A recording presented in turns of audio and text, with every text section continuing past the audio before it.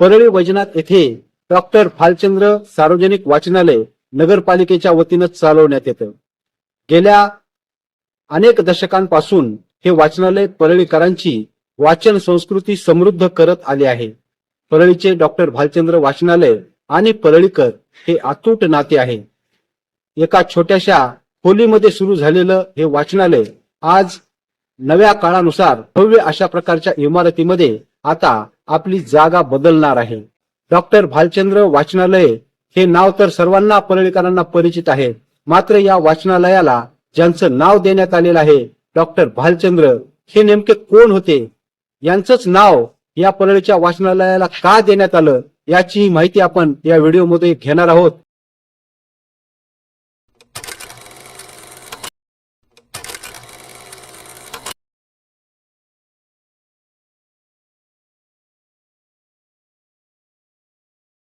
परळी वैजनाथ शहरामध्ये 1980च्या दशकामध्ये डॉक्टर भालचंद्र वाचनालयाच्या नावानं हे वाचनालय परळीमध्ये सुरू झालं। एका छोट्याशा खोलीमध्ये सुरू झालेलं हे वाचनालय आज एका भव्य दिव्य अशा प्रकारच्या टोलेजंग इमारतीमध्ये स्थानापन्न झालेलं आपल्याला आज बघायला मिळत आहे। हे वाचनालय 1980च्या दशकामध्ये परळी नगरपालिकेच्या वतीनं स्थापन करण्यात आलं होतं। तत्कालीन नगराध्यक्ष सन्माननीय एन.के. देशमुख यांच्या कार्यकाळामध्ये या वाचनालयाची स्थापना झाल्याचं सांगितलं जातं।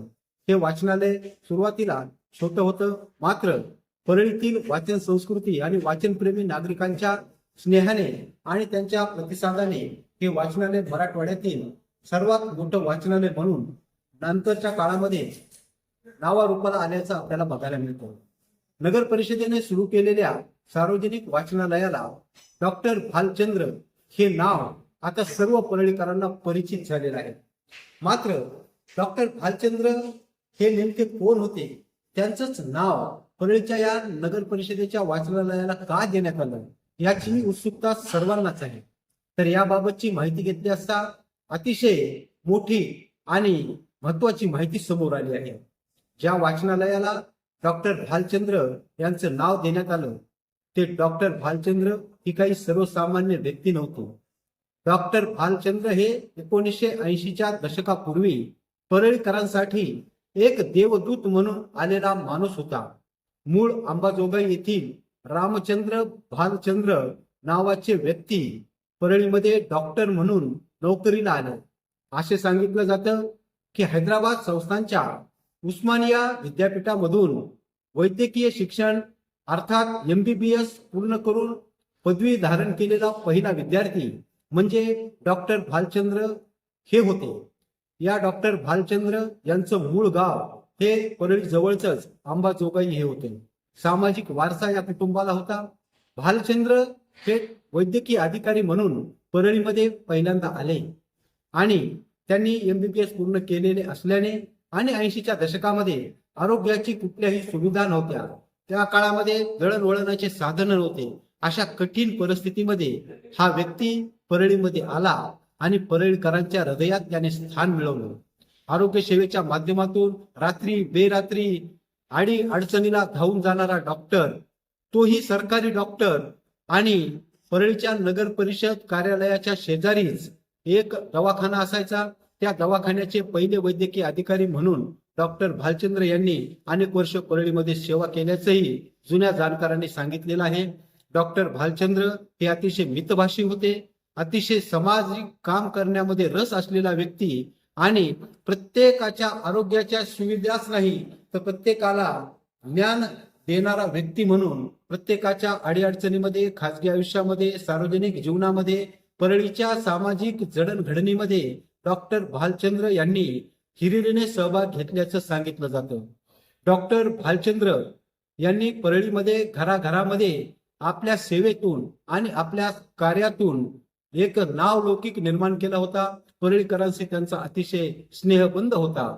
एवढेच नाही तर त्या काळामध्ये 1980च्या दशकामध्ये कोणतेही नेत्ररोग तज्ञ आसपास उपलब्ध नसायचे।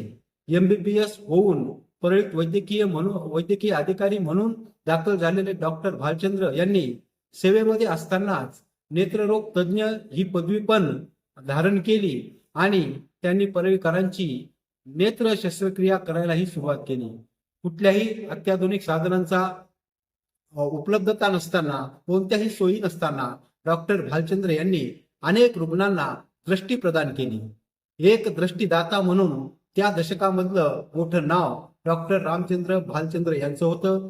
केवळ डॉक्टर एवढाच पेशा नाही, तर रुग्णांचे आजार बरे करणे असो की हजारो रुग्णांना दृष्टी देणारा व्यक्ती म्हणजेच डॉक्टर रामचंद्र भालचंद्र होते. नंतरच्या काळामध्ये डॉक्टर भालचंद्र यांचं नाव परळीच्या घराघरामध्ये गेलं. परळीकरांनी त्यांच्यावर अतिशय प्रेम केलं आणि त्या प्रेमाची आणि देवदूत बनून परळीकरांसाठी आरोग्याचा सेवक असताना सुद्धा एका देवदूताप्रमाणे प्रत्येकाचं सामाजिक असो, कौटुंबिक असो किंवा आरोग्याचे असो किंवा दृष्टी देण्याचं काम असो, डॉक्टर भालचंद्र यांनी केलं. आणि ही दृष्टी प्रदान करणाऱ्या दृष्टीदात्याचं नाव आपण या नगर परिषदेच्या वाचनालयाला दिलं पाहिजे, असं तत्कालीन नगर परिषदेतील नगराध्यक्ष नगरसेवकांना वाटलं.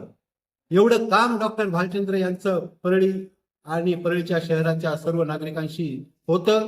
त्या कामाचं गौरव म्हणून, त्या कामाला सन्मान मिळावा यामुळे परळी नगर परिषदेने जेव्हा सार्वजनिक वाचनालय निर्माण केलं आणि या वाचनालयाला आपण डॉक्टर भालचंद्र यांचंच नाव दिलं पाहिजे, कारण एका अर्थाने त्यांनी अनेक परळीकरांना दृष्टी प्रदान केली, सामाजिक कार्यातून स्वतःचं स्थान निर्माण केलं, आरोग्य सेवा तर दिलीच, परंतु प्रत्येक परळीकरांचा स्नेह त्यांनी मिळवला, तेवढं प्रेम मिळवलं. एवढा नावलौकिक डॉक्टर भालचंद्र यांचा होता. परळीच्या जडणघडणीमध्ये, सामाजिक अभिसरणामध्ये डॉक्टर भालचंद्र यांचं मोठं योगदान राहिलं आणि म्हणूनच त्यांच्या कार्याचा गौरव व्हावा, त्यांचं नाव अजरामर परळीकरांसाठी असावं म्हणून तत्कालीन धोरणी ज्येष्ठ परळीकर नेत्यांनी नगर परिषदेतील नियामक मंडळाने ठराव घेऊन डॉक्टर भालचंद्र यांचं नाव या वाचनालयाला दिलेलं आहे.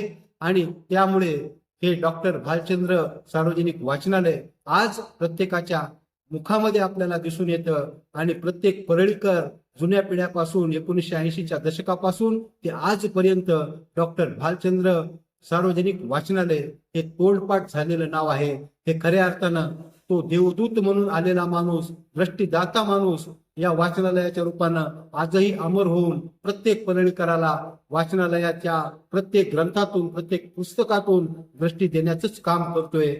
त्यामुळे डॉक्टर भालचंद्र यांचं स्मरण होणं ही साहजिक आहे. डॉक्टर भालचंद्र सार्वजनिक वाचनालयाच्या भव्य दिव्य आणि आलिशान अशा प्रकारच्या इमारतीमध्ये परळीची ज्ञान संपदा समृद्ध व्हावी, परळीचं हे ज्ञान तीर्थ व्हावं या दृष्टिकोनातून परळीची नगरपालिका, इथले नेते आमदार धनंजय मुंडे असोत, आमदार पंकजाताई मुंडे असोत, नगराध्यक्षा पद्मश्री बाजीराव धर्माधिकारी असोत किंवा त्यांचे सर्व सहकारी नगरसेवक असोत, त्यांनी या सार्वजनिक वाचनालयाला मूर्त रूप देऊन तातडीने हे वाचनालय लोकांच्या सेवेमध्ये लोकार्पण करण्याचा संकल्प केला. त्या दृष्टीने हे परिपूर्ण कामही झालेलं आहे आणि आता लवकरच हे सुसज्ज अशा प्रकारचं सार्वजनिक वाचनालय परळीकरांना एका ज्ञानतीर्थाच्या रूपाने पावलोपावली भेटत राहील एवढीच अपेक्षा.